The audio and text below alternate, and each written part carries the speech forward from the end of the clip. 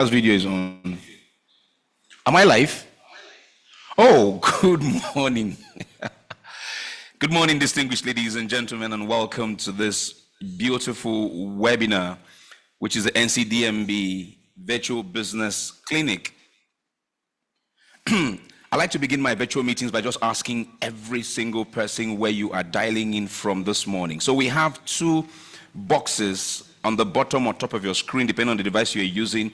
One is for Q&A, one is for you to just interact with us, chat with us. So in the chat box, please tell me. I am dialing in live from Abuja, where we have our principal resource person for this morning's clinic.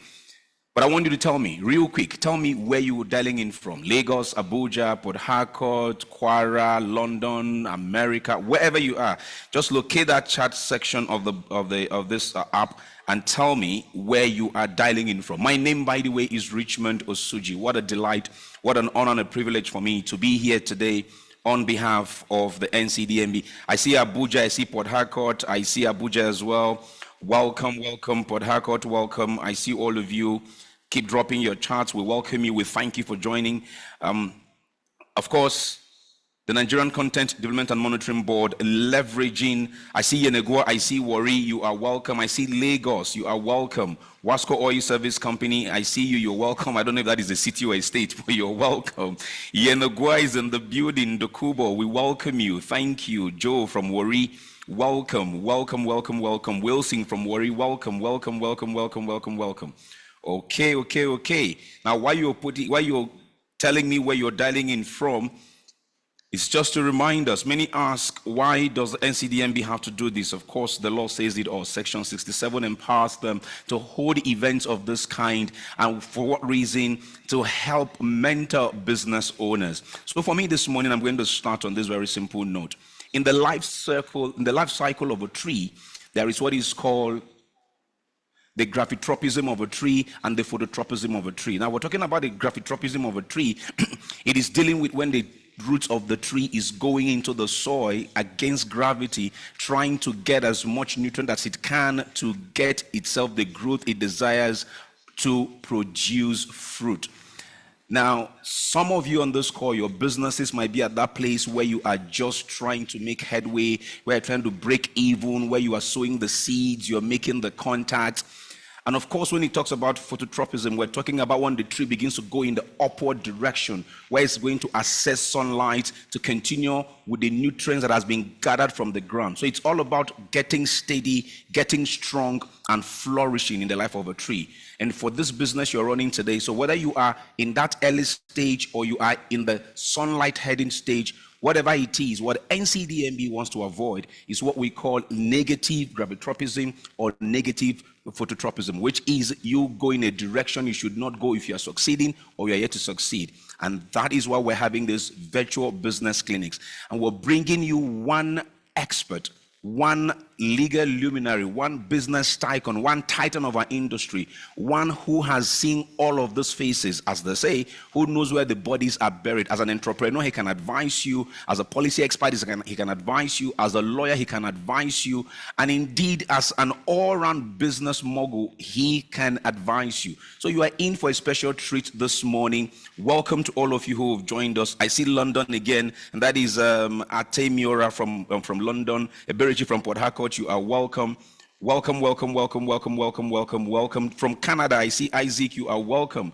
Welcome all of you. From Ohaji, you are welcome. From Ohaji, from our son, not Victor. Lovely to see you here. Joe Terran is from Lagos. From the towers, I see many of the people from the towers joining in as well. So I know there are some dialing in from Milan, some dialing in from different parts of the world this morning. So welcome. Our agenda is quite straightforward. It's all about an expert talking to you to better your business and the prospects of your business. Our agenda is simple. When I'm done with my official opening, we're going to go over to the director who is in charge of this particular engagement for the NCDMB, and then I will come back. Okay, and then I'll come back to myself and then I introduce to you this titan of our industry, this leader. He doesn't need so much introduction, if you ask me, but we are delighted that we can sit on this webinar today, courtesy of the NCDMB and of course our Executive Secretary, Engineer Felix Omashola Ogbe, who I must thank him immensely as well for keeping the vision flying. This whole journey began sometime in 2019. And guess what?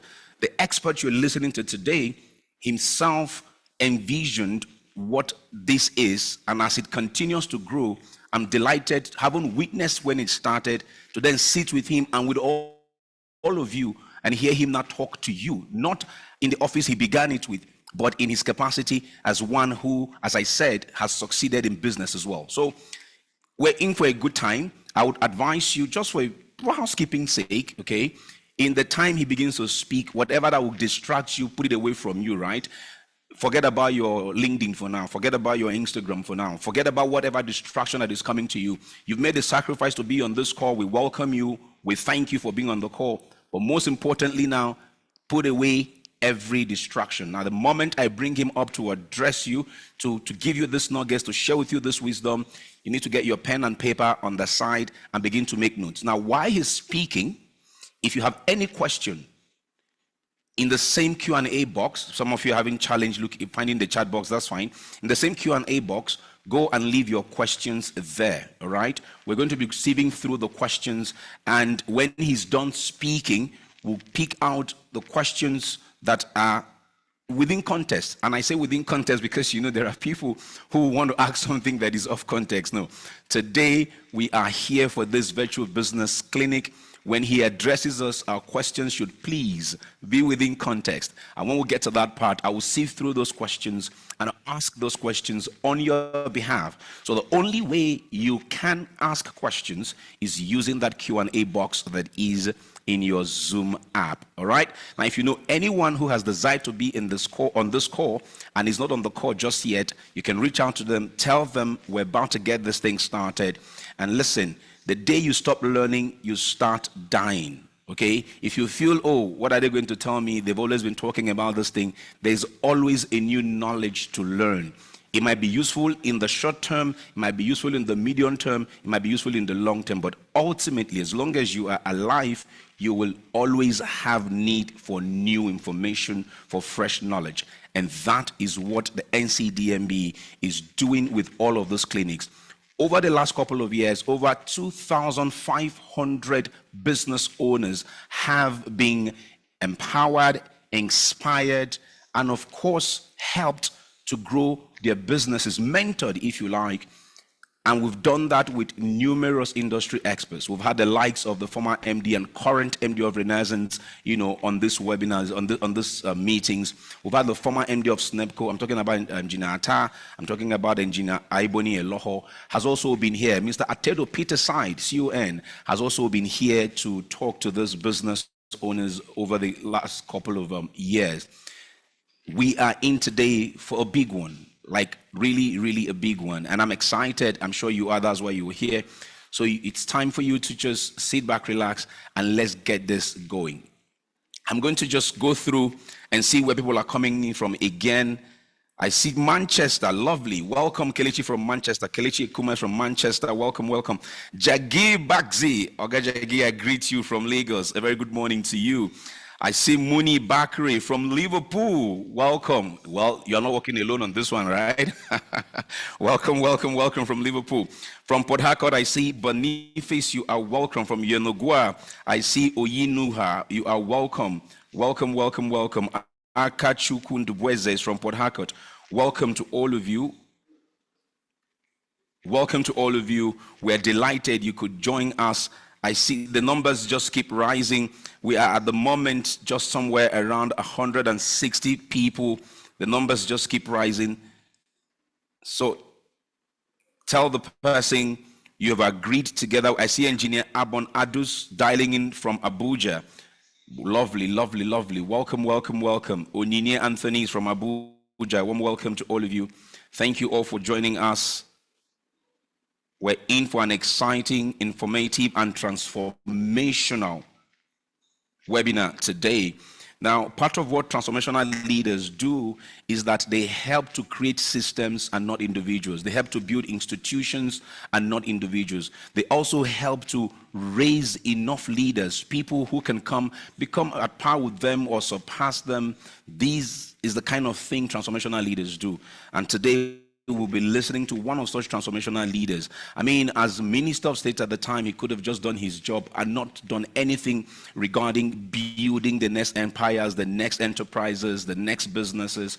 But himself and the NCDMB, of course, took that bull by the horn and decided to not just inspire, but in some cases, handhold some entrepreneurs and help them fly. Handholding must not always be that you're being given money, but I always tell people, access is the best form of capital you can have to grow in business, because an idea from a billionaire or a millionaire or a seasoned expert can just transform your business forever.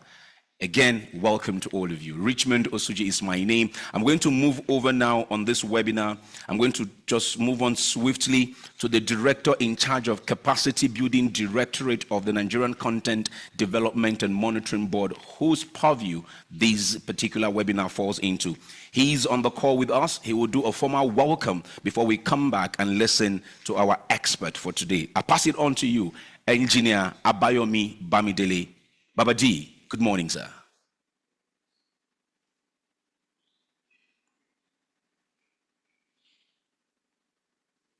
Babadi, confirm you can hear me, sir? Yes, I can hear you. Can you hear me now? Yes, I can see you and I can hear you. Excellent, excellent. Once again, good morning to everybody on the call. On behalf of the Executive Secretary, Engineer Felix Omashola Ugbe, FNSE,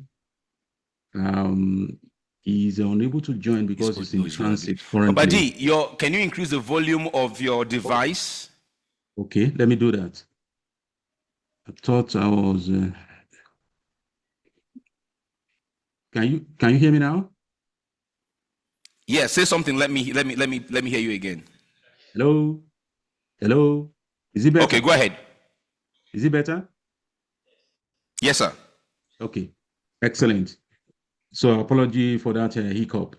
So once again, good morning to everybody on the call. On behalf of the Executive Secretary NCDMB, Engineer Felix Omashola Ugbe, I welcome you to this our series on business mentorship. As you know, the Act provides that we organize seminars, workshops, and conferences to further deepen the practice of Nigerian content.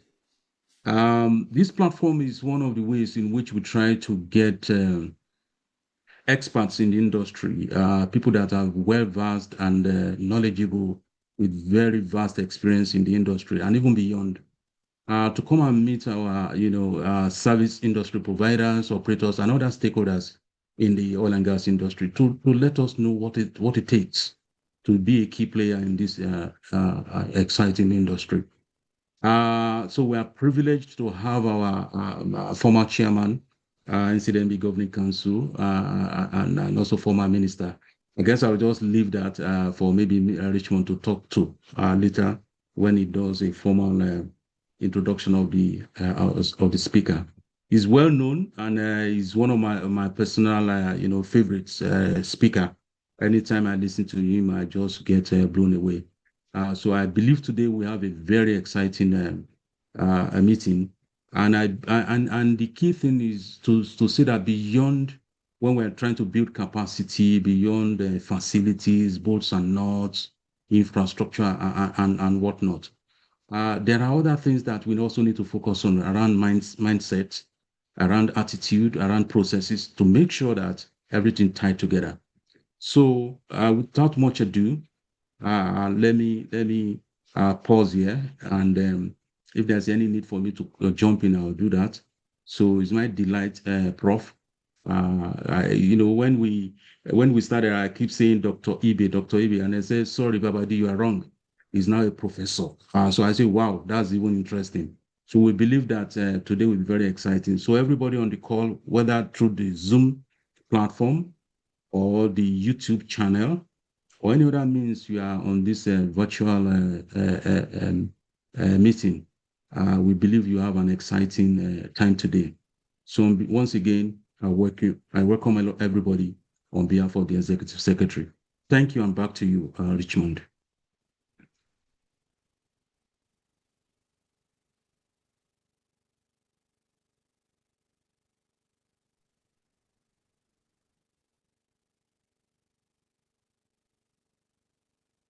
Hope you heard me. There you go. All right. Thank you very much, Baba D. Engineer Abayomi Bamidele, Director Capacity Building, Nigerian Content Development and Monitoring Board. So, you've heard him say it. We are here to transform minds. We are here to inspire legacy, to inspire results that will outlive as the current owner of the business you are running today. That is, if you're running a personal business with a group of persons or just yourself, right? It's about time when we just take a quick dive into why we are here today. Engineer Abami Bamidele has, as myself when I spoke earlier, have given you a hint, a little bit of hint as to what to expect and who to expect it from.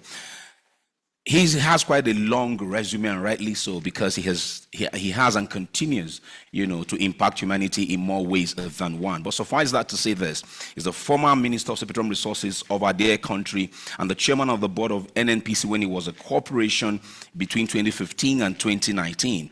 He also served as the group managing director, as I said, from 15 to 2016, and became the only Nigerian, to have held at the same time these following portfolios: GMD NNPC, Minister of Petroleum Resources, President of OPEC, President of Gas Exporting Countries Forum, President of APO, that is the Association of Petroleum Producers Organization in Africa. And he, at some point as well, was the Vice Executive Council Chair for Mobil Producing Nigeria Unlimited and the General Counsel for Mobil Nigeria Affiliate Upstream and Downstream Companies in Nigeria prior to him coming into government.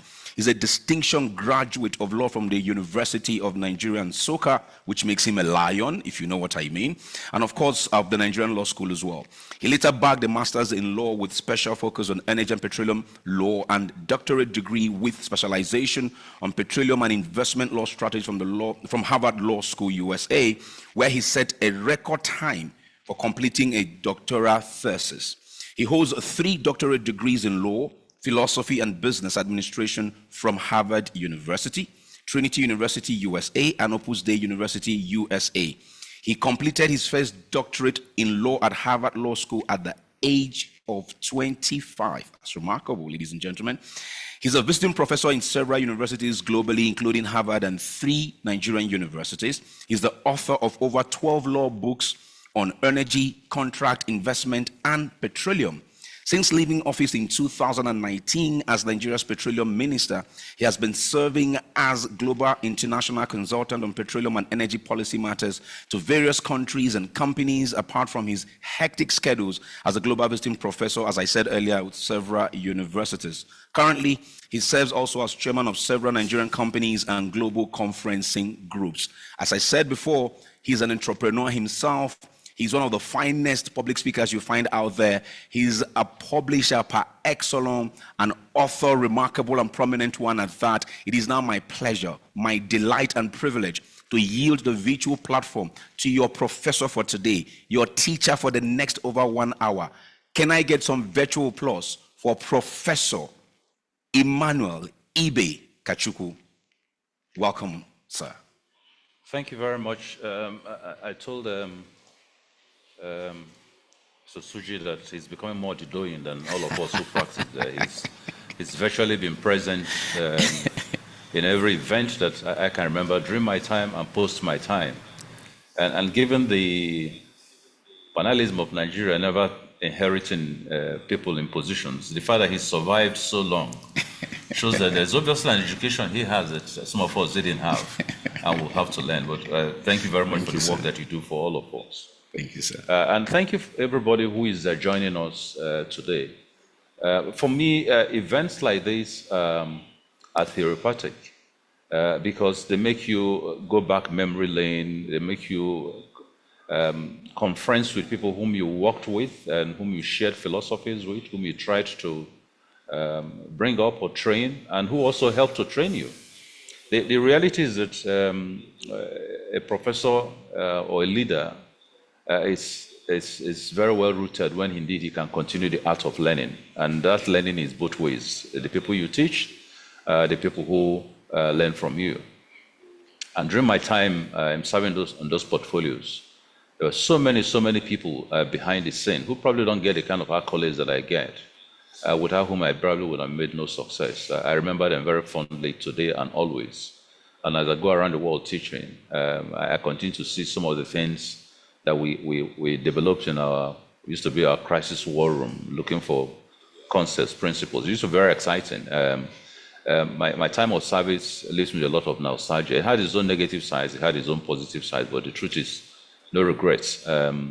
It gave me the opportunity to basically get into an incubation platform and continue to look for policies that will make us better. And I'm very glad that today some of those policies have bettered, have nurtured, have become superior, and are existing, and one is excited to continue to learn from that. So I welcome all of you to this. By all means, an expert and a doyen, that's fine, but the reality is I'm also a learner. And so I'm sure that at the end of this webinar, some of the things that I would say will attract some comments, and I will also learn from those. It's a cross-pollination of ideas. Let me acknowledge and thank Felix Samashalobe, the head of NCDMB, not just for continuing this stream, because it's pretty easy to drop concepts and move on, but also for making it better, and for some of the glorious work that NCDMB has continued to do. We'll get to that later. And of course, let me acknowledge Engineer Bayami, who is the director of the capacity building, who is also continuing to be the on-point man on this. And there are very many players who have become active since the time that I left, but today you will obviously recognize Komolafe, Wenga Komolafe, who has the NUPRC desk. You will also remember Galadima Ahmed, who has the PTDF desk. We'll remember NMDPRA head, Dr. Farouk. And of course, the current head of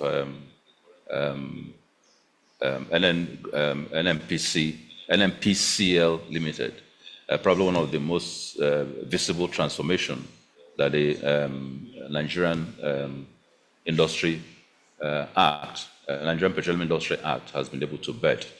So thank you very much all, and let's now dive in. I will be making my commentaries on very many platforms. First will be just general introduction and bullets on the oil sector itself, and then I will move on to the history, how we got here, because some of you might be attending, might be 25 years old, 30 years old, and really hadn't experienced the practical nuance of the period that we're dealing with and how we got where we are. And then we'll look at our glorious days, and we'll look at our difficult days, and begin to then, as somebody who is professorial, I begin to look at what are the headwinds that we face today, and what suggestions would we have on how to do this. Then I'll leave that and then come to my time of service, because it's really what you want to hear to enable you pick up ideas. Some good, some bad. Hopefully you pick up the good ones and drop the bad ones, but some of the experiences and what are the things that I stood for. And then I'll go into a general talk in terms of career building.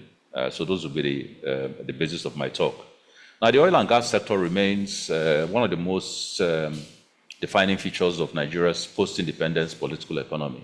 No doubt about that. Since the discovery of crude oil in Oloibiri in 1956, and since the first commercial production in 1958, petroleum continues to play a central role in shaping the nation's fortunes, nation's policies, and the nation's international standing. A lot of what we've achieved today as Nigeria, as an enclave, is largely because of the oil that we found here. What began as an exciting discovery by Shell soon developed into a backbone of Nigerian state. It altered its economic trajectory from an agriculture-based export system to a resource-dependent economy. For 6 decades, for example, crude oil has been both a blessing, and some level of, some people say a curse. I won't call it a curse. I think it's been created its own unique challenges. The journey of Nigeria's oil industry reflects the broader tensions that you have in the polity between potential and performance. What is our potential? What is our performance? Needless to say that as we go along, you'll find that we have not at all been able to get to the zenith of our potential in this sector. The oil boom of the 1970s was accompanied by rapid infrastructural expansion, rapid urbanization, rapid geopolitical influence. Nigeria quickly rose from mediocrity to becoming Nigeria's Africa's largest producer of oil and an influential member of OPEC. However, that same period marked the beginning of over-reliance on the hydrocarbon revenues, a weakening of other sectors, especially agriculture and manufacturing, and the entrenchment of rent-seeking governance structures, which has left us with a lot of corruptive indices that we begin to see today in this sector. The paradox became evident. Vast revenues flowed into state coffers, state governments, federal government can make a lot of money. Yet poverty levels amongst its citizens persisted, and national development remained inconsistent, sometimes high, sometimes low. The post-2019 era introduced a new dimension of challenges. Declining oil production, largely due to COVID-19, about 2020, capital flight, pipeline sabotage, and global energy transition put pressures on Nigeria's oil industry at a critical inflection moment. Reforms such as the Petroleum Industry Act 2021 aim to restructure the governance framework and attract investment. But implementation of the Act has been sporadic, quite frankly, created hurdles along the way. So we are not at the zenith of those implementations. Meanwhile, the rise of local players, ongoing divestment by international oil companies, and the global move from green towards green energy are now beginning to redefine the playing field in the petroleum industry. If you look at the graph, which will probably be popping up on your screen, you will see the periods from 1998 right through to 1922, and you see the zenith of 2006 when we were about 2.5 million barrels. And then that began to progressively climb down all the way to less than 1.6 million barrels. And indeed, by the time we came in 2015, oil itself had taken a real nosedive, largely because of militancies. And you begin to see all the efforts that were then made in very inverted, jaunty steps to get it up. And by the time I think I left in 2019, we had largely succeeded in getting ourselves down to about 2 million barrels. But again, that you then begin to see a steep drop by the time you get into the 2021, 2022 periods, and currently averaging about 1.4. So for a country that produced 2.5 million barrels and has a capacity to produce 4 million barrels, we are far from optimal in terms of potential in this area. The next graph you will see on your screen will probably show you the very sharper movements of oil production. And you see the peak, again, 1970, the period of 2006, 2007, and of course the oil production currently, which dipped tremendously just before 2024, and is beginning to climb up again, but still far below the areas that we expect to see. These are fossil fuels. You can also see the gas movement. And you look at the fuel consumption of the world, and you see the graph continues to move. Other than the dip that you had about 2020 during COVID, it is going to be a very gradual climb back to the former positions. And you can see that on all levels, both for oil, both for coal, and both for gas. So what this tells you is that the morphology of our performance is not in consonance with what is happening around the world. You look at gas production and see the fantastic movement from the year 2000 and how we've gradually begun to upend, the gas movement with a little bit of dips here and there. But at the end of the day, you look at where we were probably in about 2018, 2019, where we are today in terms of a little bit of a drop and a bit of a climb over the last few months. Now, how did all this started? Before the discovery of oil, Nigeria operated an agrarian economy. Everybody knows that. All we did was agriculture. The north thrived on cultivation of and export of groundnuts and cotton. The western region was renowned for its cocoa plantations. The eastern region was renowned for palm oil and palm kernel production. So every region had something that it was bringing to the table. Agriculture was not only the main economy, but also the backbone of earnings, contributing over 60% to the country's GDP and employing nearly 70% of population. Nigeria's economy during these early post-independence years was relatively diversified.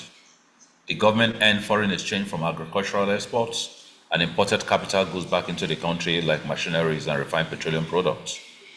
The 1950s and 60s also saw development of key infrastructure such as railways, regional trade systems, and produce marketing boards. These institutions were structured to manage agricultural exports, stabilize prices, and ensure equitable income distribution across various regions.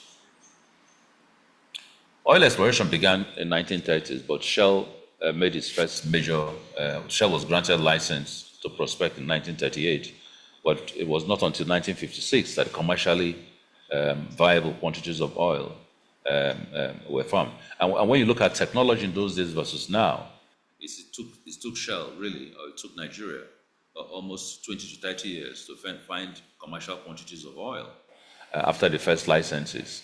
And imagine that all that oil was in any case sitting down there. When you begin to see later production, you wonder why nobody even found it. Technology today has moved, and all the indices of geoscience and exploration have expanded so much that you, on the average, you look at 2 to 3 years between your ability to find the existence of oil, not 20 years. Production began in 1958 at about 5,000 barrels per day. By 1965, it was about 2,700 per day and beginning to rapidly gain ground. Now, during the Nigerian Civil War, 1970, the federal government obviously began to rely more heavily on crude oil revenues to fund military and logistical needs. And the partisanship of international organizations and international and countries became dependent on how much oil they can get out of Nigeria. So the positions of, say, UK and France differed in terms of where they got their resources from. Oil fields in Niger Delta became strategic national assets, and the need to maintain federal control over them led to the passage of the Petroleum Act of 1969, which was the first comprehensive law to govern operations in this industry. This legislation vested oil mineral resources in the federal government and eliminated local and regional ownership claims. Although this centralization offered administrative simplicity, it also disconnected host communities from participating in and benefiting from the wealth under their lands, which has continued to be a problem till today. By the end of the 60s, oil was contributing over 50% of our GDP. Nigeria was on the brink of an economic transformation that would significantly reduce reliance on agriculture and reposition it as an oil-based economy. If you look at the chart on your screen, oil boom of 70s to 80s made the Nigerian government develop a huge taste for petrodollars, and you could see the upswing from 1970 and the peak in 1980, and then the downswing, which was very basically caused in the 80s by all kinds of global issues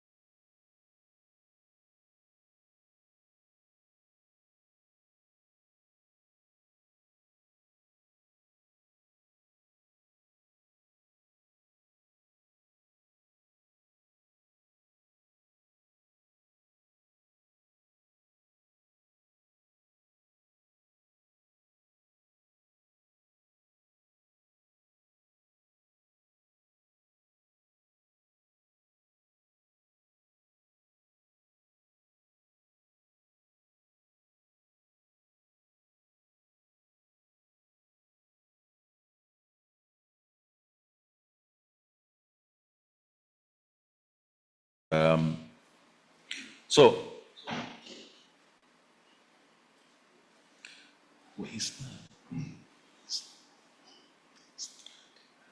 Nigerian National Petroleum Company.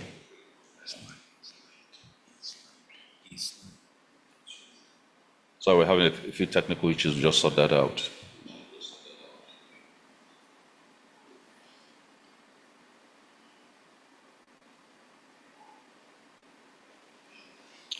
Now look at oil production growth. In 70s, 1 million barrels. 74, we hit 2.3 million barrels peak. 2005, 2.5, and then 2.5 and slightly 2.6.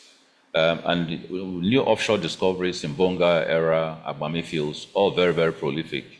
Nigeria began to record some of the most prolific fields around the world. Nigeria established itself as a critical supplier in the international oil market at this period.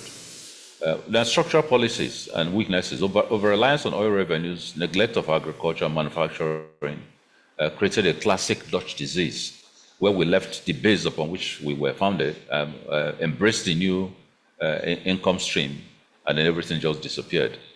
Policies overwhelmingly focused on oil, and non-oil sector stagnated. Economic mismanagement became entrenched. Corruption rose dramatically, particularly within the oil institutions. As beneficial as the oil sector has been, unfortunately, it has also provided some of the most landmark corruption indices and crises in this country.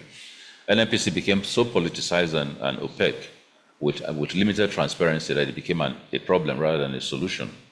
International oil companies themselves operated under opaque joint ventures and production sharing contracts with little public accountability. Now, there was environmental and social cost to all this. 30 million barrels of crude oil has been spilled between 1958 and 2015 into the environment. Gas flaring persisted till very recently, contributing to severe oil pollution. And that was why during my tenure, my focus really was on how do you capture a lot of these flared gases. And that became the basis upon which we began to turn around flaring in this country. Widespread deforestation and contamination of water resources continued. Communities were affected: Ogoni, Ijo, Ishakiri, and all the Niger Delta communities.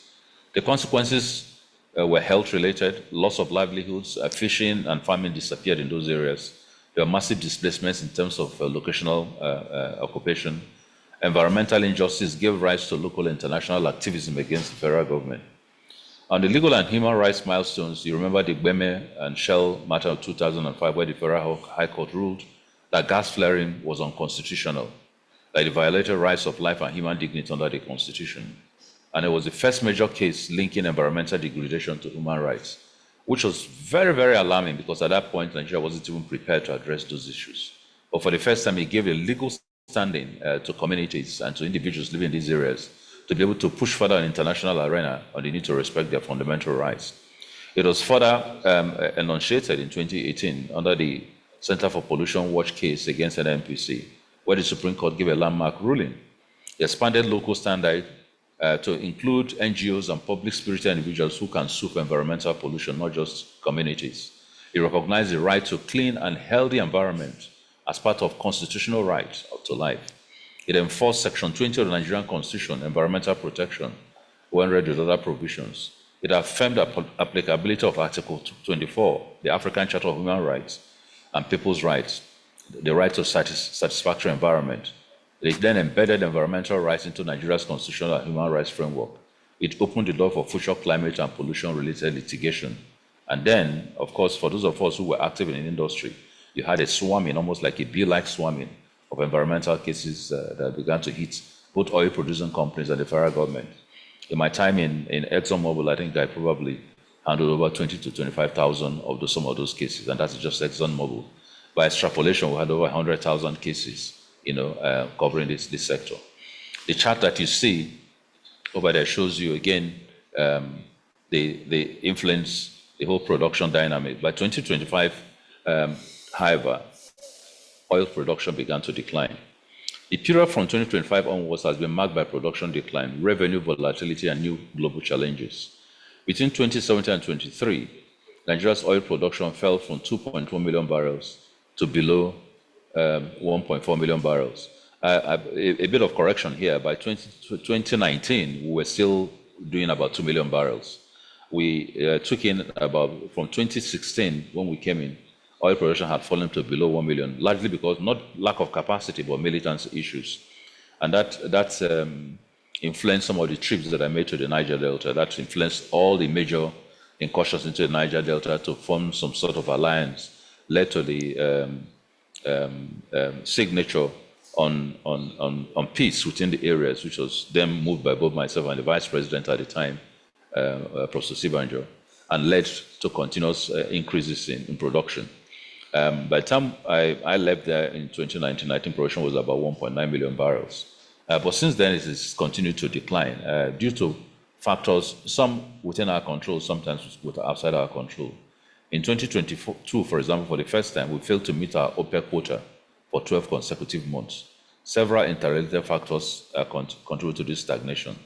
First was pipeline vandalism and oil theft. Obviously, the communities tired of the fact that the federal government hadn't done quite enough to assuage their worries and address their economic malaise in the face of huge amounts of resources that were being pulled out of the sector, began to practice militancy. The Niger Delta region saw renewed militant activity, including attacks on major infrastructure by groups such as the Niger Delta Avengers. Oil theft was estimated to cost the country over $2 billion annually, according to data from NAITI. The second was industry suffered from chronic underinvestment. Many international oil companies, quite frankly, from 2011, 2012, stopped significant investments in the country and relied largely on available resource from the fields to run their productions. It was one of the fundamental problems that one had to face, trying to get them back. We had backlogs of cash calls in excess of 7.5 billion, and that did not encourage any investment at all. And one of the things I had to do very quickly was to get oil companies down to the table, negotiate a cash call repayment system, and a cash call formula that will enable oil production begin. That enabled us to write off close to about $2 billion for Nigeria on cash call arrears, and then we found a way to spread out the payments of the remaining 5 billion over the life of the oil fields. Thirdly, regulatory uncertainty created difficult investment climate. For a very long time, more than 15 years, the Nigeria Petroleum Industrial Bill just continued to face delays. They get to the end, they come back to the beginning, and during those periods, nobody knew how much, nobody was ready to put any significant money into Nigeria. So it was really a relief when eventually it was passed an act, even with all its deficiencies. The fourth was infrastructure decay also played a major role. Many of Nigeria's pipelines, flow stations, and terminals were more than 40 years old. Poor maintenance led to frequent shutdowns, leakages, and losses. Refineries operated at less than 10% capacity for most of the period and were eventually shut down for rehabilitation. That rehabilitation crisis continues till today. Finally, the global transition to clean energy posed a structural threat because whilst we were still struggling to upend, get up our systems, we were then struck by the movement of the global environment away from fossil fuel. And so as the world moved towards renewables and net zero emissions, fossil fuel projections came under intense scrutiny. Financial institutions began withdrawing funding from oil and gas projects. Nigeria found itself in a race against time to extract maximum value from its reserves. Unfortunately, that's the time that our oil production indeed began to go down. So where's the industry today, my fellow attendees? First, despite the challenges of recent years, Nigeria's oil industry is experiencing a transformation in structure and ownership. The emergence of the big domestic players has become one of the most significant and a living example to a lot of African countries who have struggled with having their own populace transmute from being dependent to indeed being drivers of their oil economy. So that's a good thing. Companies such as Seplat, ITO, Oando, Hez, and likes have taken over large assets formerly held by multinationals. These local firms are becoming increasingly influential in the upstream sector. The challenge is not the takeover. The challenge will be to see movements in terms of numbers in production, in better styles in management, in fiscal returns for the federal government. My greatest fear in this is that if you do not have very principled accounting formulas and supervisory formulas and investigative formulas, you find that a lot of people make money, but the federal government begins to lose a lot of money because some of the responsibilities global oil companies have on an international plane for accountability and probity do not necessarily apply to private sector players. Petroleum Industry Act of 2021 introduced a new governance architecture. It created Nigeria Upstream Petroleum Regulatory Commission under Section 4 of the Act. It created the Nigerian Midstream Downstream Petroleum Regulatory Authority under Part 4 and Section 29 of the Act. The Act also commercialized NNPC as NNPC Limited, making it a profit-driven entity. Host communities, for the first time, are now legally entitled to 3% of oil companies' operating expenses, designed to fund development initiatives and to reduce conflict. However, the rollout of the Act has been inconsistent. Regulatory institutions are still finding their footing, and there are concerns about overlapping mandates and limited capacity. Political interference continues to pose a risk, especially in licensing, project approvals, and indeed fund disbursements. In my first book on petroleum industry, I had called Getting to the Yes, which was written at a time when there was confusion and trying to create a guidance to the government on which way we should be going to find a finality and pass the act. I did mention that it was going to be critical that enforcement and implementation machineries were put in place. In my second book on that, which is also coming out soon, I've gone on to identify the weaknesses of the Petroleum Industry Act, some of the changes that were done at executive level after the bill had passed the assembly that were not necessarily for the best were not necessarily in the best interest of the country. And then indeed implementation has continued to be a problem. There have also been fiscal policy shifts that have discouraged investment. Issues such as multiple taxation, currency instability, foreign exchange repatriation challenges have complicated operations and indeed was the driver for a lot of reasons why some of the international companies began to shift away. Policy somersaults, including fuel subsidy return, removal under a different name, and ad hoc import restrictions have further undermined investor confidence. In 2017, I think I was one of the first to take the leap in trying to pull out subsidy. And so post-subsidy removal, I always continue to maintain, despite divergent views, it's good for the country. It is what you do with the subsidy removal resources and how you implement the fractures caused by that. Nonetheless, opportunities remain in this sector. The commissioning of Dangote refinery, a multi-billion, over $12 billion refinery, to reduce dependence on imported refined products and conserve foreign exchange is very helpful. Gas infrastructure projects, including the Ajaokuta AKK, the Ajaokuta Kaduna-Kano pipeline, will be very, very helpful. Other prospects for economic diversification and energy security will remain. And we'll continue to hope and that the refineries don't stop at Dangote's, but that the existing refineries, something be done about them and fairly quickly. That's one of the things calling for grave attention. The next screen on the tape shows the amount of work that we did in terms of the passage of the act. That was probably one of my major occupations as minister, trying to get that act past the deadline. Like we said, eventually, when it was done, I had just left office. So I took Nigeria, I think, all the way to the well. But before they drank, I was gone. But the important thing that they eventually drank of the passage of this act. Now, what has been my role working with NCDMB, under whom I served as chairman and policy originator? One of the key pillars of my service in this industry has been advancing the vision of this particular entity, NCDMB. And I think it's probably one of the most critical, one of the most important in the whole reformation process. And I made my colleagues then in NCDMB realize that theirs wasn't just a parastatal passage. They were going to be so critical in how far local content developed. I believe strongly that our industry must create room for Nigerians not only to participate, but also to thrive. So when I see majors, domestic players now taking over, these were all parts of the push by NCDMB.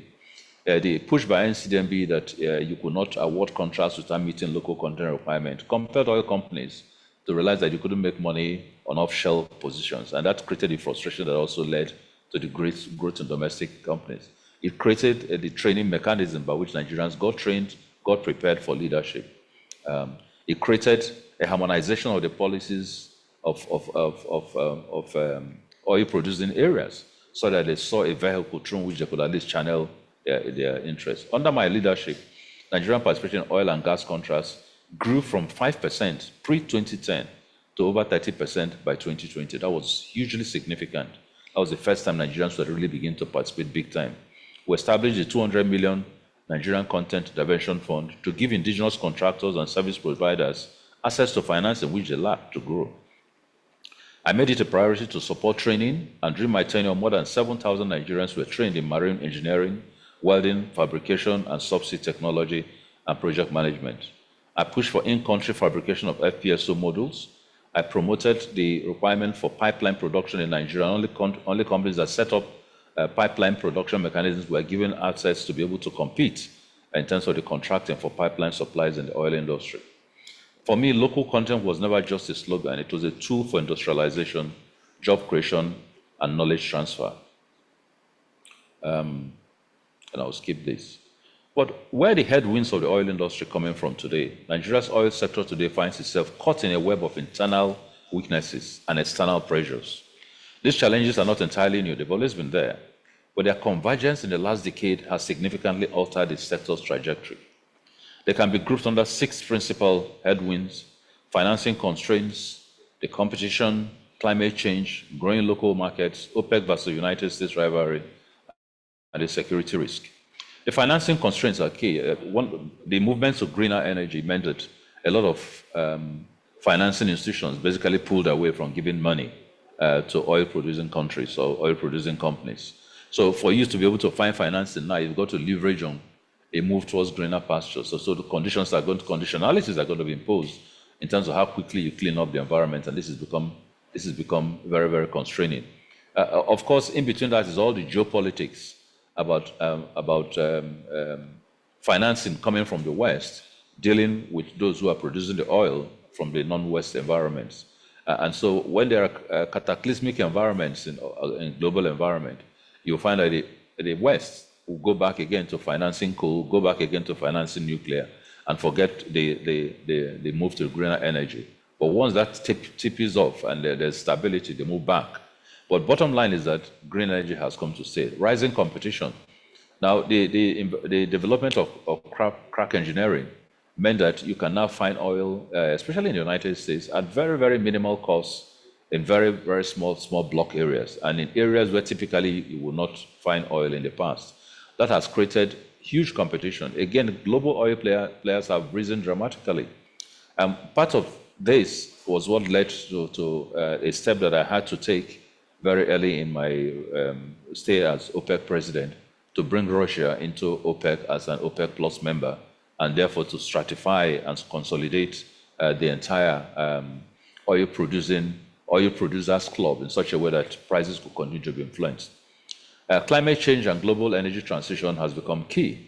The reality is that in the next 20 to 30 years, advancements in electricity, advancements in cleaner energy, advancements in automation will make the utilization of oil drop significantly. So countries that are focused must begin to plan on the post-transition period. What's going to happen? How much refining are you doing? How much cleaning of your oil production are you doing? How much consumption internally are you doing? How much of geographical markets are you creating to internalize the little market that is going to be available, which everybody is going to divert? And ultimately, how do you get away from the world of producing energy, producing crude? There are growing local markets. Consumption is rapidly, if you look at the consumption in 1970, locally versus consumption today, if we continue to grow at the pace of this consumption, we will outstrip what our production is. Indeed, we have actually outstripped it. At 1.4 million barrels production, Dangote refinery alone consumes much 600,000 barrels if they have greater capacity. If you train the remaining 4 refineries that we have, you hit 1 million barrels. So if you produce 1.4 today, you largely are unable to fund even your own local refining capacities.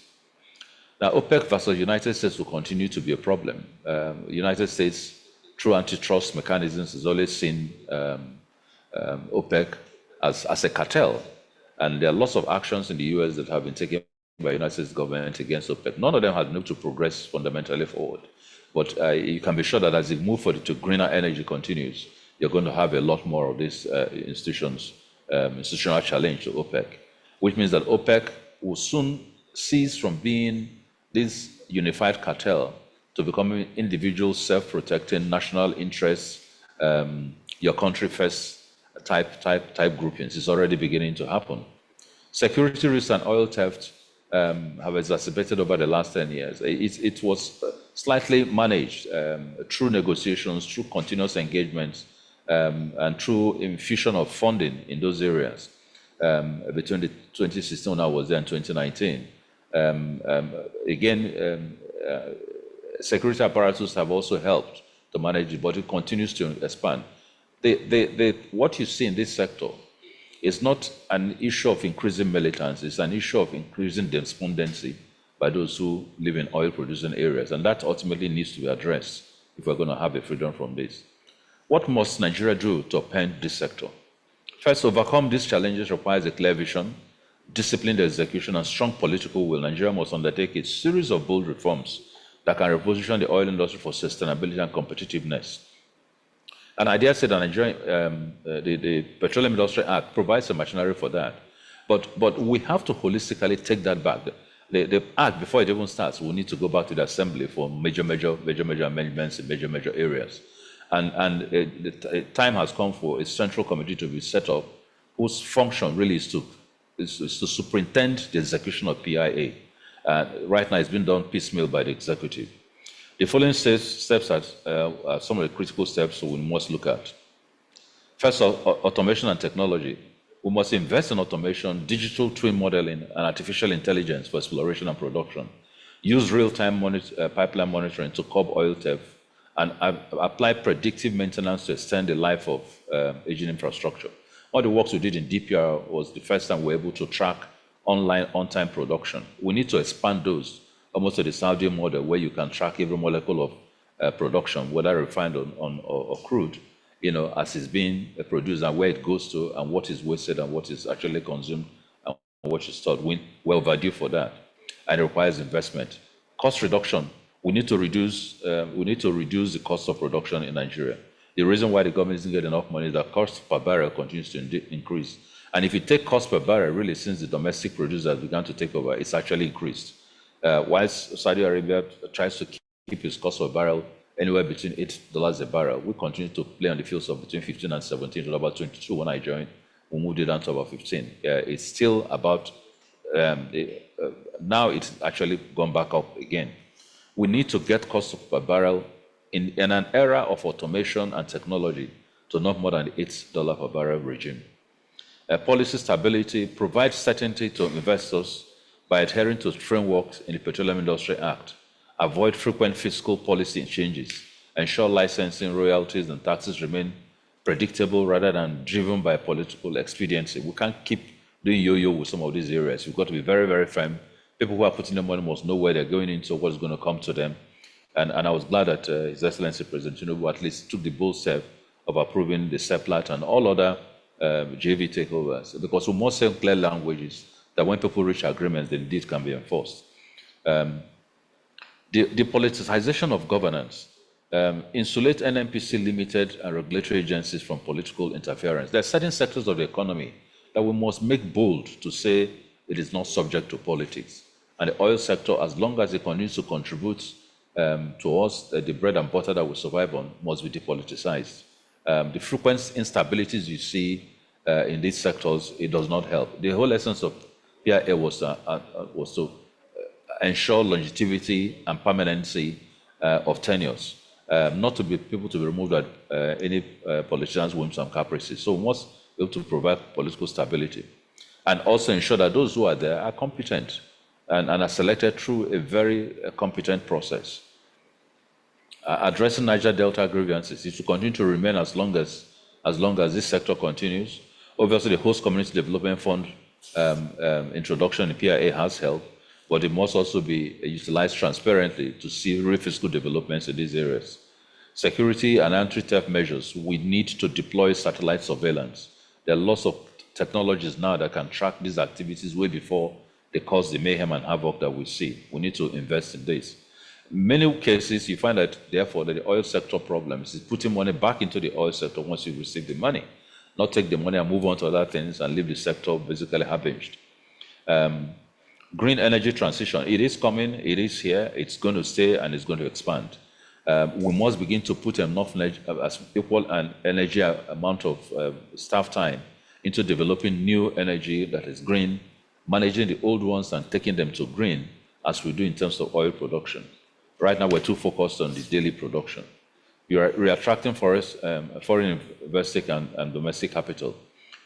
We must find a way of bringing back multinationals to invest in this sector. We do not have the funding that is required to grow this sector. Its capacity, technology capacity, skills are fairly limited within them.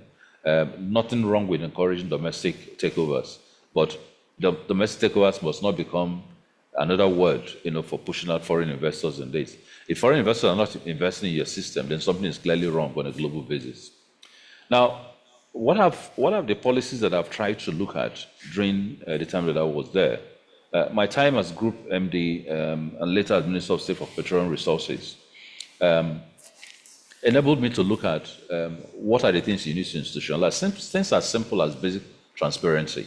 If you remember very well, then we published our reports monthly as Group Managing Director. People said it was too frequent, but I said no, there's no frequency. Your numbers are your numbers. Whether the numbers are good or bad, people can at least relate to the numbers.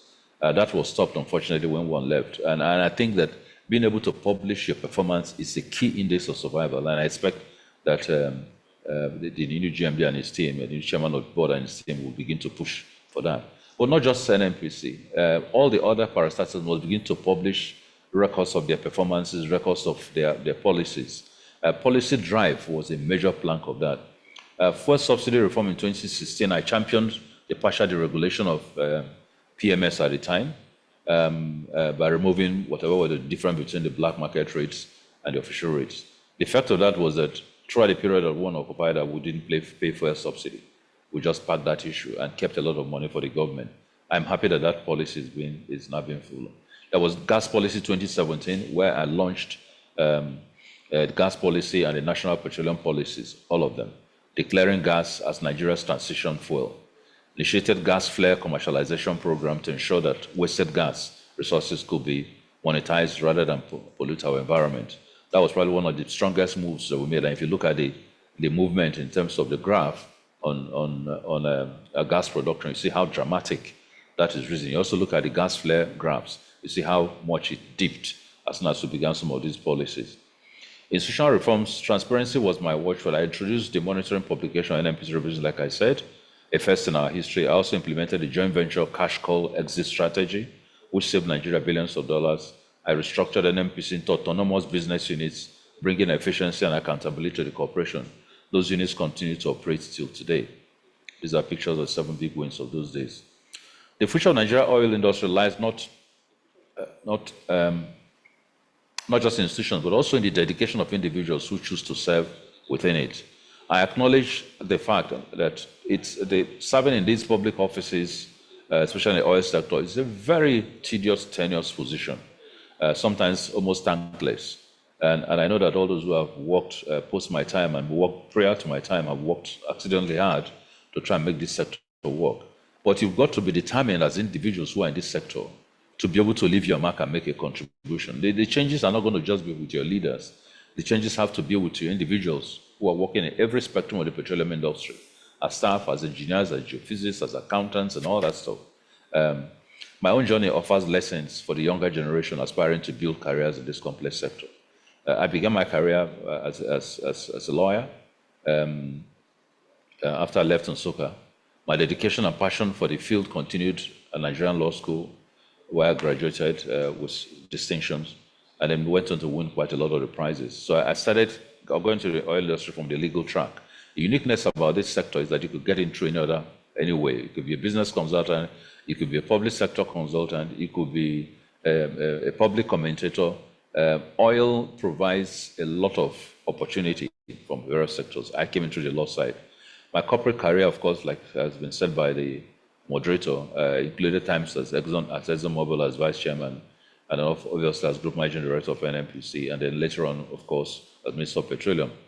I had the privilege of leading major national reforms, including Nigerian gas policy, Nigerian petroleum policy of 2017, and providing a huge amount of the seed work that led to the passage of the Petroleum Industry Bill into the Petroleum Industry Act. Internationally, of course, I served as president of OPEC. My time in OPEC was concerned with two things. When I joined OPEC, prices had dipped to below $20 a barrel because of the influx of fringe producers. And then, of course, the attack of the West. And what I then did, and at that time you had fundamental fights between Saudi Arabia and Iran. And so that began to drive a lot of competition between two major producers, all geared on shoulder padding. And so I had to call them together, talk to the leaders, and find a way in which I would bring everybody to the table. The meeting with Russia helped us to create the OPEC Plus participation and led to movement of figures within 3 months from $20 a barrel to about $70 a barrel. Today, through the Business Mentorship Lecture Series, I am committed to transferring knowledge to the next generation of entrepreneurs, regulators, and policymakers. My message to young professionals is very clear. The oil industry may be facing disruption, but it is also full of opportunities. Careers in petroleum now demand more than technical skills. They require adaptability, creativity, and a deep sense of responsibility to both people and to the environment. Those entering the sector must understand that oil is not just about barrels and dollars. It is about national survival, community welfare, and the environment we live in. Every barrel that you produce has the consequences, both in terms of income and in terms of its effect on climate. The industry has given me a platform to serve, to reform, and to inspire. It is my hope that others will build upon this legacy with courage and integrity. And I chose to also throw in for you a career model, learning from the global icons. If you look at individuals, you begin to ask yourself, what is it that drove these individuals? Nelson Mandela, you look at it, principles and self-belief. Kept him in jail for over nearly 40 years and still came out not a messed up individual. Bill Gates, talents and self-belief. You look at Mark Zuckerberg, his vision and determination. You look at Donald Trump, no matter what you feel, his resilience and adaptability. And you look at President of Ghana, both the past and present, purposefulness and obviously accountability. Paul Kagame, Rwanda, you look at purposefulness and foresight. You look at President of Zambia, hard work and integrity. Bola Tinubu, our president, you look at tenacity and self-belief. Elon Musk, vision and continuous innovation, new findings, new technology. Obviously, Aliko Dangote, resilience and seizing opportunities. And of course, our own Wole Soyinka, excellence and intellectual integrity. My point is that there is no lack of areas to find models to help you navigate your movement in this sector. Identify core values. Reflect on which values resonate with you. What principles guide your decision? What makes you a person that you're committed to? And stay with those principles. Commit to lifelong learning. Constantly seek knowledge and improvement, whether through formal education, self-study, or experimental learning. Post my leaving government, I've embraced continuous learning. I've published more books. I've published about 6 books as minister. I've published more since then. I'm publishing more hopefully next year. But more important, I got into the professorial line to teach, to learn, and to share. So you've got to continue. One of the people I admire most is Bill Gates. He reads an average of 1 book every week. I haven't succeeded in doing that, but at least I try to do one a month. Find time to continuously read, educate, and train yourselves, especially in the sector where you want to be a leader. Set long-term goals and adapt. Have a clear direction about where you want to go, but be flexible as you grow and gain new insights. Look at the global success stories. I think I've shown all that to you. Bill Gates, businessman, philanthropist, best known for co-founding software company built Microsoft. Elon Musk, businessman known for his key roles in the space company SpaceX and the automotive Tesla. Steve Jobs, businessman, inventor, investor, best known for his co-founding Apple. Jeff Bezos, businessman, founder, executive chairman, former president and CEO of Amazon, the world's largest e-commerce and cloud computing company. And then Mike Zuckerberg, of course. What do they all have in common? You must ask yourself. They did not all grow up wealthy. That's the interesting thing. They did not also all grow up successful. They focused on self-belief and perseverance. They embraced innovation and tool risks. They prioritized long-term goals over short-term gains. They leveraged technology to scale their businesses. They continuously learned and adapted to change. They surrounded themselves with strong networks and teams. They aimed to solve large global problems. So my pattern was, it's a long journey, conferences. Achieving your career goals is a marathon, not a sprint. Be patient, endure, adapt, and be resilient. Self-belief is crucial. Confidence in yourself and your abilities will fuel your progress and help you overcome challenges. When I served in the public sector, this was called basically to question all the time. How would you be the odd man out when everybody is saying something different because you believe in what principles you held on to?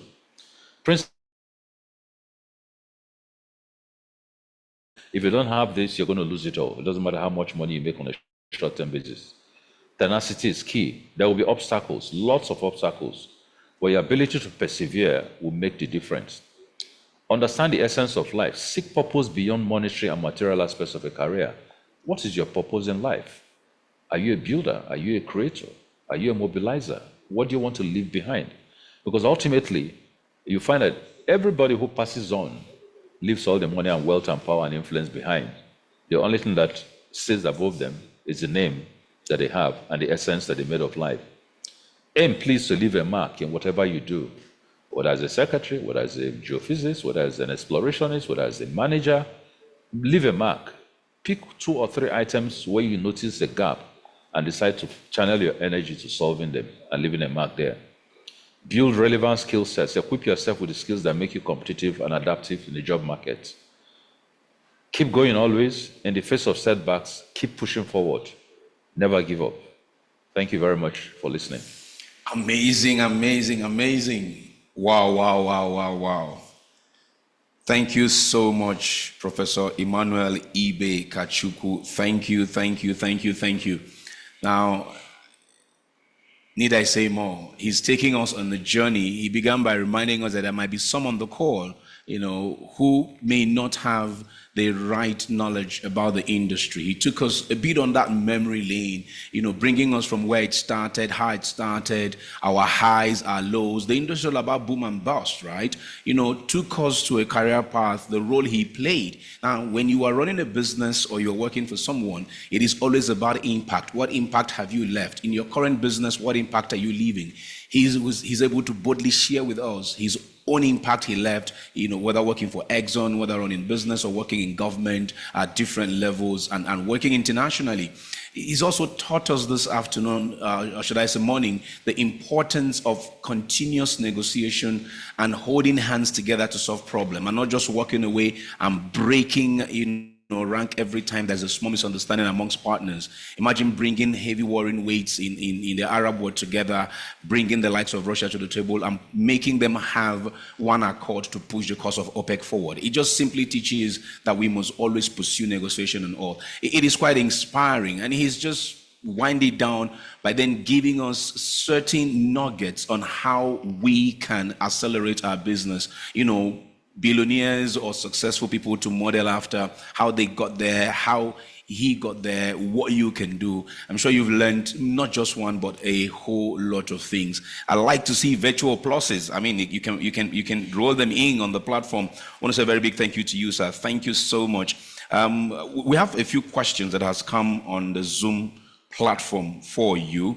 I'm just going to take a couple of them as time will permit us. Our first question, Prof, is from Anthony Asamonye. Anthony says, given the divestment of interest by multinationals from the onshore oil and gas operations, which petroleum arrangements will be more beneficial to the Nigerian people and host communities, considering JVs, he says, JVs, PSCs, or S's? It will be more beneficial for the people of host community and locals in general. I always feel that the JVs, no matter what people say, are critical. They are probably the ones who touch flesh more. PSCs are fairly fallen and distant, and the existing PSC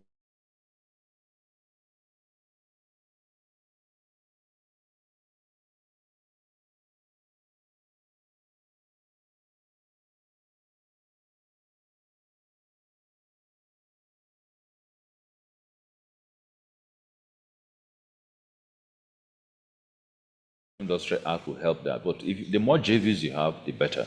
Now, are big oil companies interested in JVs anymore?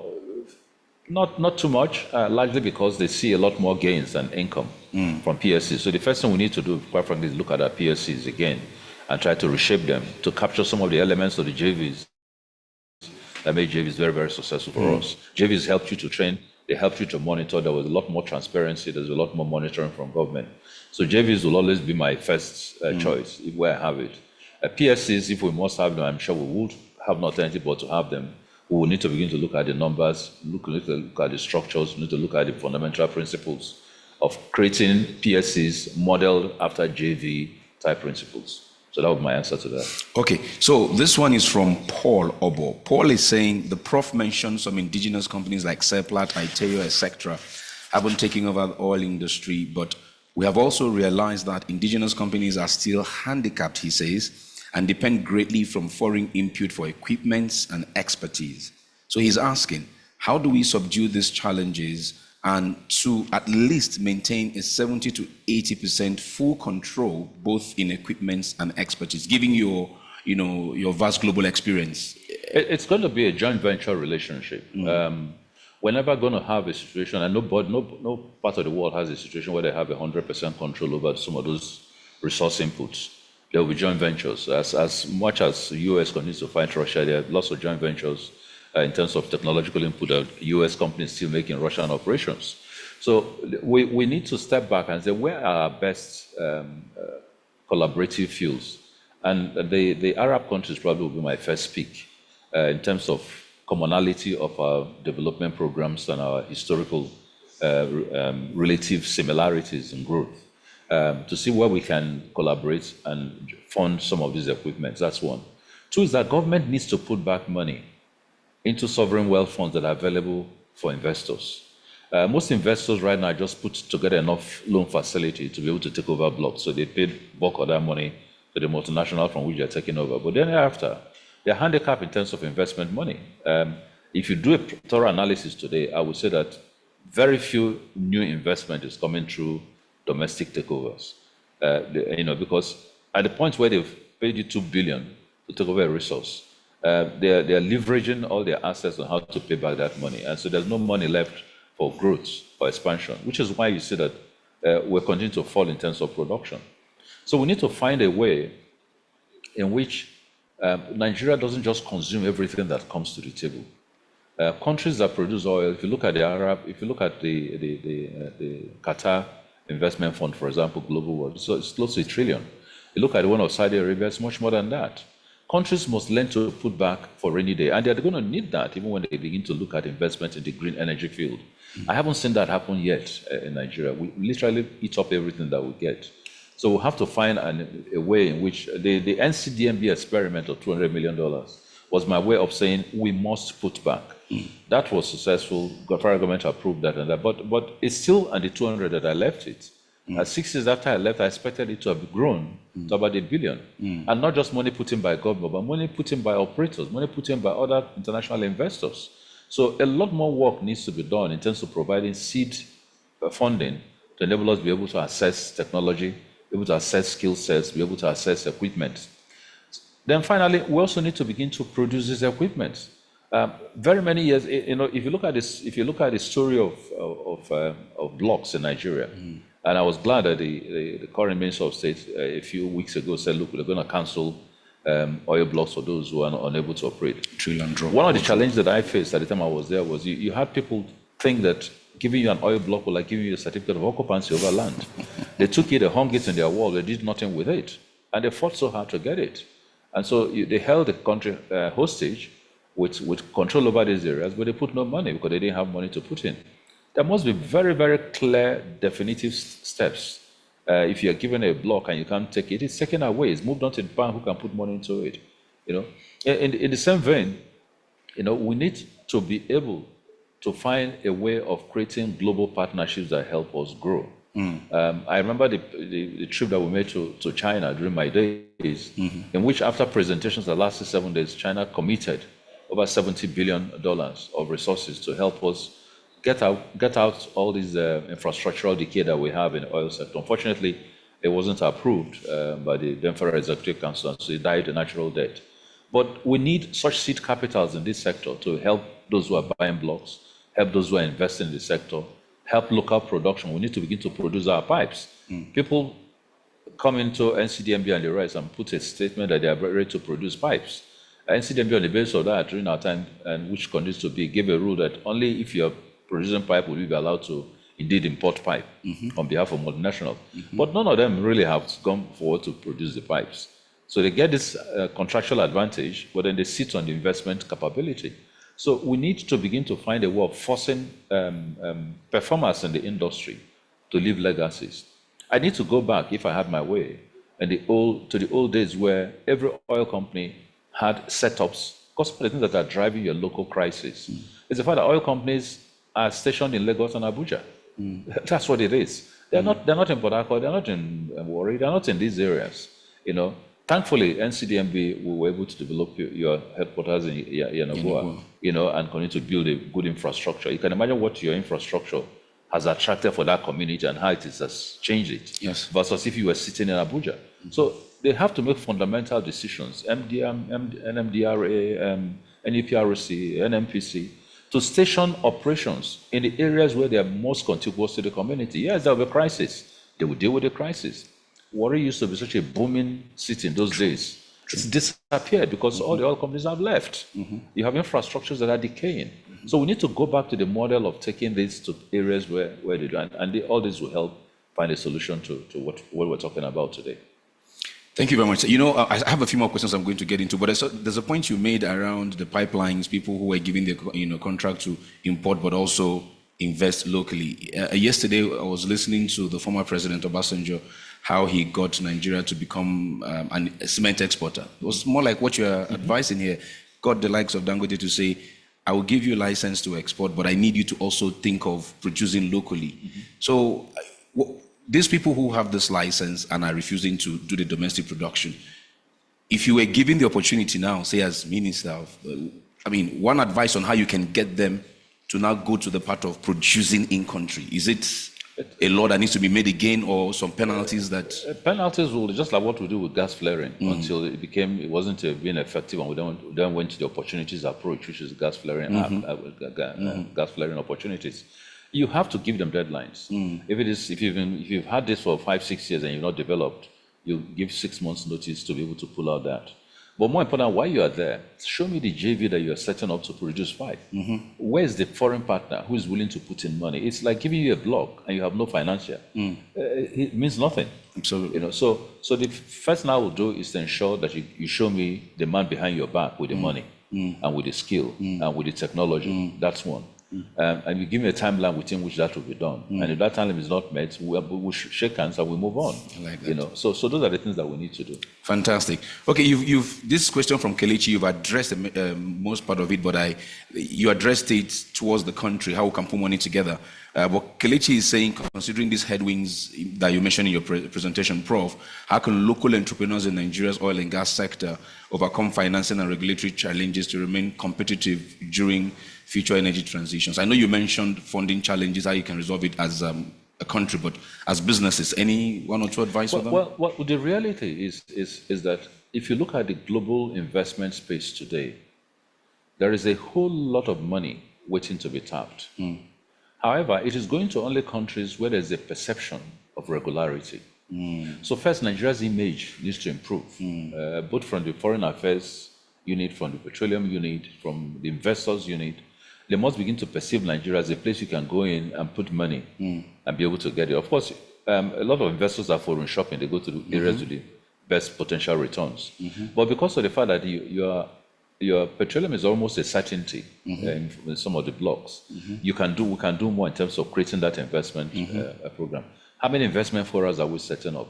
If you remember when I went to OTC and I gave the rule that Nigeria was no longer going to fund attendance at OTC, because we just go there and we spend time, we don't come back with any tangible results. We have a lot of parties, and Nigerians were more the attendees of OTC than those who were organizing it. And then I came back and set up the NIPS, yes. which has now become a yearly thing. NIES. But again, you need to begin to track So NIPS is gone, but what is it generating? Who's tracking how much investments came from each NIPS event? It's not just a social event. It was meant to be an investment event. But now it should be moving into a technology event. But now it should move to a regional event. So somebody must be keeping track of that. The first 2 years were very, if you look at the attendance that we had the first 2 years, it's beginning to deplete. Now it's becoming, oh, yes, it's a NIPS, we all attend, we make speeches, we all go. You know? So the sheer answer to what Kelechi is asking is, government has to create the right investment environment to attract investments. There is enough investment money out there that if you have a holding of hands, and one of the things I used to do as OPEC president then was that whenever I traveled, I made sure that I carried along Nigerian investors so that they're able to sign deals with their counterparts. The fact that the government is behind them gave them a lot of strength in terms of raising money. We need to begin to do that. Two, the government needs to continue to do much savings. It's not just, our relationship is not just to say we made more money, we're throwing into the state. Because increasingly, the money is being thrown into the state, we're not seeing really how they're helping infrastructure. True. We need to begin to come to a point where government can put money together and say, we will also help you invest if we think there's going to be good returns from that investment for the government. And your sovereign wealth funds will become a critical mass of that. I think that those are the steps. Brilliant. So Buchi Okoro says, it's a great privilege listening to you, Prof. My question, he says, is what key leadership traits helped you most in navigating both government and corporate leadership roles? Very tough one. In the private sector, the requirements were very straightforward. You didn't really have the temptation of being unethical in private sector, at least at the time that I was, I don't know about now. Because everybody was geared towards a common goal, produce profit, reduce costs, best management practices. So if you didn't fall into the spectrum, you were out of the door very quickly. But what was critical for your growth in the private sector was more of creativity. How were you seen as a creative person who created new ideas to solve problems? How were you the kind of person who doesn't throw up hands when there are issues?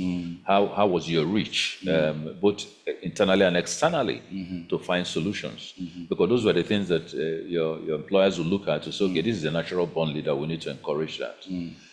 Public sector was a different kettle of fish, and I think that you will see that most people who come from the private sector into the public sector struggle. Because there's a level of cabalism in the public sector, which means that unless you play according to our rules, unless you have the dogma of your patrons, you're not going to go too far, you're not going to succeed. But one of the things that I told myself was, at the end of the day, what you're going to leave the sector with when you finish is your name. If you don't do things that are transparent so people can see that you're going to do the right thing, it's just going to, you have more people take you towards the fraudulent part when you open up fraudulent doors. If the doors are closed, people come to you transparently. And so I think fundamentally when I first started, the amount of people who felt that there was a lot of rent seeking that was going to come were higher than by the time I left. Because by the time I left, it was clear that things were going to go through process. Even if you're a friend or family or whatever, if you don't pass through this process, there's not much I can do to help. And two, you're looking for the best returns for the government. In whatever things you bring to the table, it is something that at the end of the day, somebody looks at it 10 years from now, so that was the best decision that could have been made. So do your very best, be very principled, be very ethical. And I know when you say be very ethical, it's very difficult in a Nigerian operating environment where you have masters and patrons and sponsors and all that.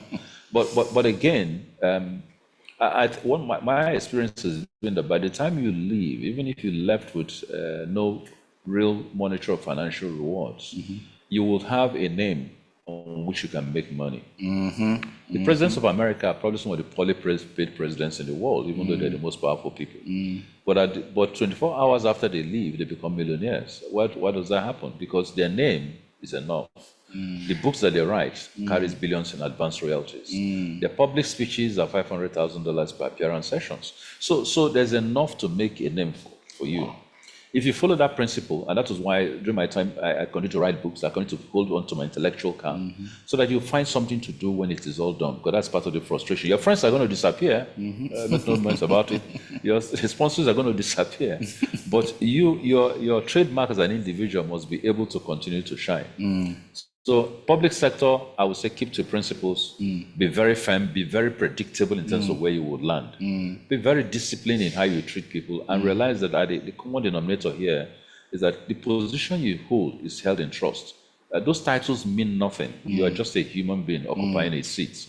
That seat is going to swivel, and you're going to be dropped out at the next bus stop, and it will continue its road for as long as Mother Earth is alive. So once you realize that, don't get carried away or shoulder pad by virtue of whether you're a minister or you're GMD of an NPC or you're head of a NU, PRC or whatever. No, it's a matter of time.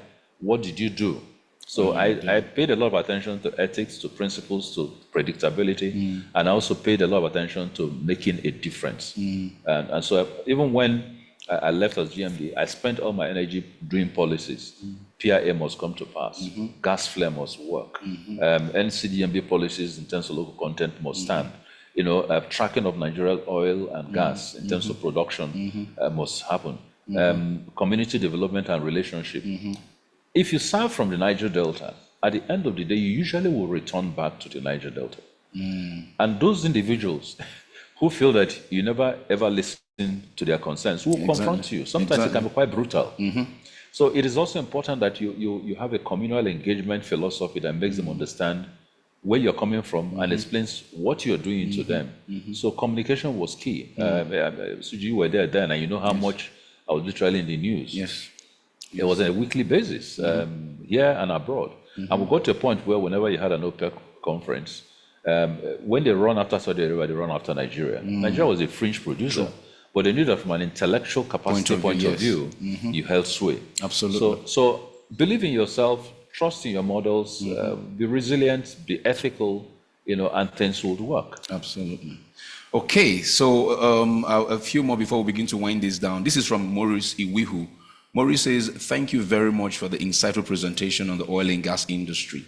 My current focus, he says, however, is on the implementation of the Petroleum Industry Act, the PIA. Specifically, he says, how it ensures host communities are involved in the contracting process and how it promotes development. Could you elaborate a little bit on this? He's asking. Well, the first thing I think is that, host community fund is fine. It obviously ensures it sits on the table in terms of resource sharing. And again, a lot of things in Nigeria are basically resource sharing. But it shouldn't be. It should be resource growth. So we need to find a way in which certain percentages of contracts, for example, are reserved for host community people. That will force a growth, it will force engineering, it will force development, it will force an in-play, much more than even the bulk money that they all share under the host community cleavages. That is one. It's also important that in terms of the hiring in the industry, we used to have situations where higher industry reflected a little bit of those host communities also, so that they'll be able to get into the main play of the oil sector. Make no mistake about it, there's been a lot of gains from host community players. Some of the rich millionaires that you see coming out of that area came out of oil and gas and contracts. Now, how much they put back into the system in terms of training, in terms of creating institutions, is also a challenge. They get all that money, they come to Lagos, they live big, they go abroad, they live big. But the host community that they come from is pauperized. So again, we need to begin to hold our own citizens to accountability in terms of what they're getting versus what they're putting back into the system. The PIA has a lot of fractures. The honest truth was that the PIA that was eventually passed was not. A lot of things were changed. Looking back today, they shouldn't have been. Because some of that is creating complications. I'd like to see, for example, the federal government manage a whole lot more of its own resources rather than depend on NPC to do that. There are lots of things that had been in the previous drafts which were removed. Hiring, for example, was very, very critical. It was going to be a global hiring spell. It is fantastic that Nigerians occupy the high echelons of positions, but it's not a sine qua non. If you find that a retiree from abroad, who is not necessarily a Nigerian, it has the skill set that you need, by all means hire the individual and put a Nigerian under him to train, so that by the time he's finishing his tenure, you have a Nigerian who has the skill set to grow. Predictability, the reason why the oil world in the Arab countries have grown so well is, if you look at an average time of a minister there, it's probably about 8 to 10 years. If you look at average time of the person occupying Aramco, it's over 10, 15 years. So people stay and people grow. They only get removed when there are issues. But if you do not have those tenure type positions, if you do not have predictability, these countries won't grow. I'd love to see an NMPC that is totally depoliticized, and let us just grow wealth. And managers are judged on the basis of how many barrels they put on the table. Because at the end of the day, really, the work of a GMB NMPC is putting barrels, reduce costs, create massive employment, and create a given income stream for the government that is predictably higher. It's as simple as that. If you're judged on those indices and you're not delivering, you shake hands. And so, so I think at the end of the day, PIB would need to sit back again and go back to the drawing board. But one of the things that's been passed, we can then make amendments, which is nice. But those amendments, we have not even executed the existing one enough to make amendments, because we're still struggling. So I've always conveyed that there's a need to put an implementation body that looks at PIA and say, how far are we going in this implementation? What do we need to do? What changes do we need to make to recommend to the Assembly to go and amend? And how much is it helping growth in terms of income? How much is it helping growth in terms of the resource locations? Are they better up? The example I was given about oil companies going back to drawing board and to the centers of operation, it's one of the things you want to see the PIA force, so that Warri doesn't become desolate, but Port Harcourt doesn't get abandoned, because you've left them with the experience of oil, with the experience of the presence of multinational operators, which help the economy. Once that disappears, it's crime that replaces it, which is why you're seeing militancy, which is why you're seeing kidnaps, because there's no more institution upon which they can build and grow. So that will be my response. Brilliant, brilliant. I have two more, and then I'll bring this to a close by inviting the GM of Corporate Comms to take the closing comments. Now, Terewe Boafazi is asking a question. He says that the transition from IOCs to indigenous companies demonstrate Nigerian content growth.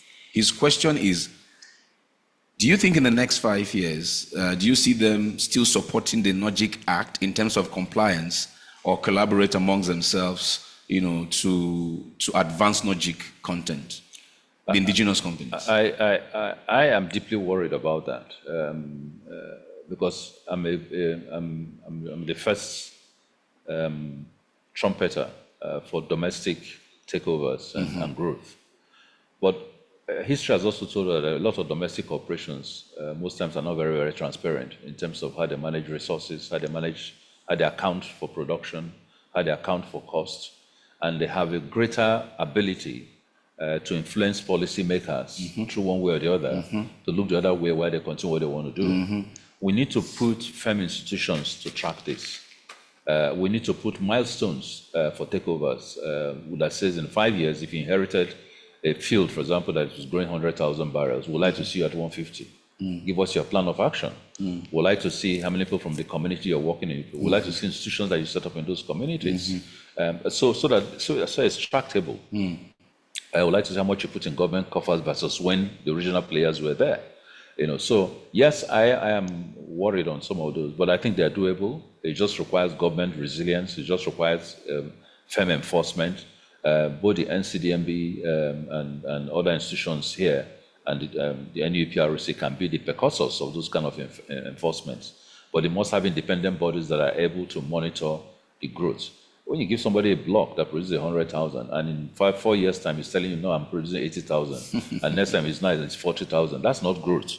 That shows incompetence in those areas, and you need to therefore move on. So it's not just about putting in money, it's about being able to have the resilience to grow the assets. Yes. Brilliant. I had said two more, but there's a lady just pop on, my first lady. But before I get to the lady, there is Dare Olawin, who just wants you to give a little bit of clarity or insight. In your presentation, you mentioned the role you played with subsidy and your time and all. He just wants a bit of clarity in that conversation, what you did at your time as minister with subsidy. Okay. Well, the greatest challenge that I had, to be honest, when I resumed as GMD, was the issue of long queues in petrol stations. Very few Nigerians realize how much of a traumatic experience it is for a minister or a GMB who's committed to get up in the morning and find that the whole country is ground to a standstill. Yes. And of course, I'll go to filling stations, try to help them fuel, try to make sure that there are no unnecessary traffic obstruction. But at the end of the day, every time that happened, I had no sleep. And so I resolved, when I then did my investigation, it was clear that a lot of the products we were bringing were, quite frankly, crossing the border at subsidized rates. And no matter how much I tried to work with customs, work with the military, work with everybody, it just never happened. It just kept going. Because the organization didn't have the political or security resource to be able to police Nigeria's borders. So I went to the president very many times and I said, look, I need to move up on price. The issue wasn't the price. The issue is that I need to sell the product that I bring at a fairly commercial price. It wasn't whether I sold it at 10 or 20 or 30 or 40. It's just the principle of it. And I can tell you that the late president resisted that very much because of his populist type position. And then when we had done this about 7 or 8 times, I was hemorrhaging because my income, I was bringing in products and selling them at less the price, so I was losing money in terms of profitability, as GMB and MBC, of course. But more fundamental was that if I was even losing money, but there was peace, that was okay. But I was losing money and I was seeing fuel scarcities. And so the economy was grinding to a halt in very many other areas. Industries won't work, people won't go to work, transportation won't happen, you can't move for haulage, and yet you're bleeding. And I said, this is not a legacy that I want to be left with. And at the same time, you had a lot of contractors who were lined up waiting for subsidy payments. They didn't have the money to pay them. When I came in, the amount of subsidy arrears that were there were just humongous. And I decided, one, I wasn't going to pay any subsidy. It wasn't my making. Wherever it is, to have to stop. When I leave, they can continue because I couldn't verify these claims. I wasn't there. But I needed to stop the subsidy so that I don't create my own subsidy gap. And so eventually I got him to say, okay, you know what? I'll leave you to take the risk. If you take the risk and it works, fantastic. If it doesn't work, I fire you. That's all well and good for me. And I did. By simply removing and moving the price just a little bit of not 1 or 2 naira above what my cost of production was, and what my cost of importation was. But I also added the fact that amongst with this would be for me to propel the local refining capacity to begin to go up. And then 2, to also be able to put in some of that money in terms of money for infrastructural development, so people can see that, okay, it took off, but this is what I did with it. And I submitted all those, and then we went eventually with the support of the assembly, we announced the price movement. That immediate price movement removed subsidy. There was no more subsidy. And within 48 hours, magically, every queue in the country stopped. True. Very true. It never happened again until I left. True. So that was, I could at least sleep better to start with. The government was beginning to make more money. We still didn't pay the arrears of subsidy because my position was that I could not audit the transparency of the subsidy claims. So I preferred not to deal with those issues. Absolutely. The areas of refining, of course, we started approving what do you call it? Modular refineries. Yes. About 8 or 9 of them. 4 of them are operating currently. Yes. That was probably one of the happiest times for me because they were based in those communities themselves. Yes. The ones who had licenses before that were not doing that, we began to extract the licenses out. We could have probably gone on in 2016 December, if I remember very well. Either 2016 or 2015 December. We took the unusual step of reopening the Port Harcourt refinery using local engineers from NNPC who understood the refineries and could repair the refineries, and it cost us probably less than $40 million at the time. So again, I refused to go into this turnaround maintenances which are costing billions. I never did any. My attitude is that the private sector money should come and turn around the refinery. Absolutely. Should hand over the refinery. Saudi Arabia was ready to take it. Qatar was ready to take it. Private Nigerians had a bid process. They put together teams who should have taken over the refinery, pay government license fees and taxes and some level of joint venture money. And then go ahead and repair the refineries and make them operational. When that failed because it wasn't approved, I went to co-location, trying to bring new investments into the same refinery, but in a ring-fenced yardage, but being able to share certain facilities like storage, like pipelines, like terminals, and that sort of stuff. And when the threshold of that, obviously, when I left, when they abandoned it and said, no, they want to go and repair refineries again, we're still there today.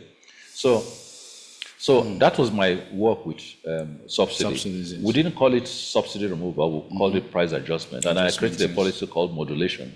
Modulation was meant to be a policy whereby the prices basically flickered on the basis of international pricing of refined petroleum products. And if you notice that the first 2 months after we did that, we came down on price because the prices dropped. So if they had continued that modulation policy, you wouldn't have even had the subsidy that the president needed to address when he came. But I think removal of subsidy was a good thing. It was an inevitable situation. Absolutely, I agree. The question is, in doing that, what are the footsteps you've laid? How does that affect your financing of your refineries? How does that affect the infrastructure in the oil industry? How does that affect the oil communities that are impacted by this? How does that affect the transporters in terms of subsidy on the pump? So those are the things that ought to have been dealt with alongside removal of subsidy. Absolutely. Final question, and I think it's the only lady I have, and that's why I'm doing it. Was a final question, ladies and gentlemen. And Joy Ugochukwu Okoro says, thank you so much for this great insights, Prof. How can policies driving NUPRC and NMDPRA help grow businesses in Nigeria in terms of investments in various permits which expire at the end of 1 year, even when they have not been used once? Then she's saying, how can this issue be resolved? Any? Well, first I need to know which permits we're talking about. My 1 year permits, to be honest, don't make any sense for any investor. It's not even time enough to start. So I think permits at the minimum should be 3-year type permits. That's one. But they should monitor within those 3 years to make sure that they're actually used. The job of both institutions is not only just to give the permits, but to have a post-permit survey and supervisory review to ensure that the permits are being adhered to. Again, where the issue is post-permit is that you do not have the resources to push the frontiers of investment after you've gotten these permits. It will mean that even from the ab initio, you shouldn't even have been given a permit, because the basis on which you should get a permit is that you have some resources or some bank lines. So I will introduce things like financial guarantees. So before you get those guarantees, let there be a bank behind you that says, yes, we're ready to back you up to so and so price requirement. Let there be an investor who's ready to invest. Let's see the financial modeling and which you're going to apply those permits. But more important, let's also see this post-permit supervision. And this is where the NCDMB fund comes. If the permit is so critical to the development of the country and to the growth of the country, yes, the NCDMB may be able to join venture in some of those areas and make the return. We have to find a way in which the 200 million, which is badly inadequate now, versus when it was put in place, but at this point, we had about 1 billion, must be able to invest in such a way that there are returns to grow the volume of the funds. If we just give for you to pay back and it goes back to the port, that's really not how the fund should be run. Absolutely. The fund should be run as a cumulatively growing fund, geared towards making money for NCDMB in terms of that portfolio management. But more important, being able to harness those critical areas where the returns on those investments are much higher than the banking returns would be for keeping those monies in the bank. And we should begin to get to a point where you now take the NCDMB fund, which was basically a policy fund, to a regulatory fund whereby oil operators are meant to put in some money into some of these funds to also grow them. And this is where you capture some of those domestic. If a man spends 2 billion to buy resources, take over a major, the facilities of a major producer, a percentage of that money that is paid ought to go to NCDMB to help grow the local environment so that they can rely on that money at a time when that is also needed. Wow. Ladies and gentlemen, I'm sure you have really been impacted, transformed, inspired, ready to take on the next steps in this industry that is vast, that is critical to our nation's growth. I want to say a big thank you to Professor Emmanuel Kachikwu for not just, speaking to us, but allowing us into his space to take these questions, listen to him, give us these beautiful insights and share these great wisdoms and nuggets. Amazing. Just keep throwing in those virtual applauses, using those emojis, we'll appreciate them. But now I want to quickly pass it on to the General Manager, Corporate Communications and Zonal Coordination for NCDMB, Dr. Obinna Ezobi, for the final words before I come to close this formally. Dr. Ezobi, it's over to you. Wow. Thank you very much, Professor Ibe Kachikwu. And I want to say on behalf of the NCDMB and on behalf of the participants that he has made trailing 2 hours. Yes, we can hear you. Yes. So it's been a thrilling time listening to you. I can tell you that we are more than impressed by the nuggets you had read out this morning. But I want to say to you, sir, that your friends have not left you. You mentioned that when you leave office, your friends will leave you. The NCDMB has not left you at all, which is why we called on you to share with us this morning. And I want to tell you that, sir, that we remember all the good things you did while you served as the Governing Council Chairman. We recall with fond memories how you helped us to sign off the first investment we did with Watersmith Modular Refinery, which of course went on to become a very successful investment. And as you mentioned, the Nigerian Content Fund, which then was 200 million, but has been increased to $450 million today. It was 200 million when you started. We moved it to 350 million with the BOI. And of course, we brought on board Nexim Bank with a $50 million investment, which they also had a contribution also, which is also $50 million. So what we have today is a $450 million fund for capacity for investment for oil and gas companies to participate and, if you like, benefit from. But Prof, I want to also say to you that you were correct in saying that communication is important. And during your time, you did a lot of that. And this event is one of those events we are doing to continue to communicate to stakeholders. Of course, we have always understood that our job is not just regulation, but also promoting local content. I recall at Owerri in 2017, you advised the NCDMB that our role should go beyond just regulating local content, but also to utilize investments. And we took that assignment seriously, which is why today we are more of an enabler of business than just a regulator. Prof, I want to thank you so much for all the knowledge you passed on today. And I can tell you for free that the messages today resonated not just with companies, but also with the public sector and certainly with the private sector. And you even dwelt a lot on nuggets for people who are coming up in their careers, the things they need to do. I want to confirm, sir, that this series will continue because the NCDMB is an intellectually driven agency, and we are very committed to handholding Nigerians, handholding companies, and taking them on board, growing their abilities to play their roles in the oil and gas industry. I want to announce that the recording of this event will be hoisted on our YouTube platform immediately after this.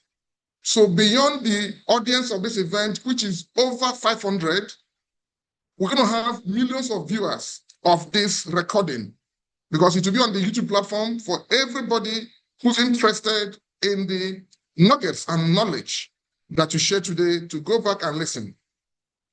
Prof, I want to mention to you that part of what you helped us do when you were the Governing Council Chairman was the oil and gas park that you had the groundbreaking. The park has progressed and we are almost at the point of commissioning, Prof. And I'm happy that you have been following closely our activities. Please keep on doing that and keep advising us and guiding us on the things we need to do to stay the course. Of course, we want to confirm, as we said earlier, that this business mentorship series will continue. It is one of the platforms we are using to mentor, to grow, to guide, to handle companies. Of course, we remember that our mandate in Section 67 and Section 70 talked about the board holding workshops, holding conferences, holding educational platforms to teach Nigerians, to support companies. And this certainly is one of those platforms. So once again, I want to thank everybody who found time to listen. I want to thank the ES NCDMB, Engineer Felix Moshola Ogbe, who have put for us to do this. And of course, the director, Engineer Abayomi Bamidele, who has led us to this wonderful event. As you can see, this is different from what we had in the past. In the past, it was either physical or virtual, but this is almost like a full TV broadcast. And I'm sure the audience enjoyed the production and the effect that we have brought to the listeners. So I want to thank once again Richmond, who has, of course, availed us with professional expertise. And of course, our distinguished speaker and guest lecturer, Prof, we will continue to tap into your knowledge, and I'm sure you'll be available for us whenever we call on you. Once again, we thank you and we say bye-bye, and stay tuned to the NCDMB as we plan to bring again very soon another edition of the Business Mentorship Lecture Series. Thank you so much. Over to you, Richmond, and we'll sign out. Thank you. So Obina is Obi. And so, ladies and gentlemen, my own parting words is to go back to what the Prof gave us as his parting words. It is a long journey, he said. Remember that. Self-belief is crucial. He encourages us. Principles matter. Keep that in mind. Tenacity is key. Never lose focus. Understand the essence of life. It is a fact. Aim to leave a mark should be your goal. Build resilient skill set that would keep you relevant. Keep going always. Never look back. For forward ever and backward never. Richmond Osuji is my name. You've been listening to Professor Emmanuel Ibe Kachikwu, former Minister of Petroleum Resources, former Group Managing Director of NNPC, and of course, President at one time of OPEC, Gas Exporting Companies Forum, APO, and the whole 9 years, and currently chairman of very many indigenous businesses and consultant to many global businesses, and professor to a lot of schools out there in Nigeria and beyond. As Obina said, see you at the next virtual business clinic. Until that time, stay learning, stay engaging, and keep upskilling. Bye-bye.